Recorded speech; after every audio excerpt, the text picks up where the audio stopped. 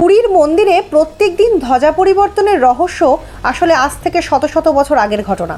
সমুদ্র তীরবর্তী অঞ্চলে তখন প্রচণ্ড ঝড় বৃষ্টির দাপট চলছে।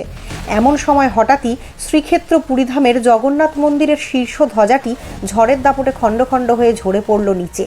এদিকে মন্দিরের ধ্বজা পড়ে যাওয়া অত্যন্ত অকল্যাণকর। তাই সেবার দায়িত্বে থাকা এক পাণ্ডা নির্ধারণ করলেন তিনি সঙ্গে সঙ্গে মন্দিরের চূড়ায় উঠে নতুন ধ্বজা লাগাবেন। এদিকে সেই ঝড় বৃষ্টির বিকেলে সুউচ্চ মন্দিরের চূড়ায় উঠে নতুন ধ্বজা লাগানো মানে নিজের মৃত্যুকে আমন্ত্রণ জানালো। সকলে যা ভেবেছিল ঘটল তাই। পাণ্ডা হঠাৎ করেই মন্দির গাত্র পিছলে পড়ে যেতে শুরু করলো। এমন সময় ঘটল এক অলৌকিক ঘটনা।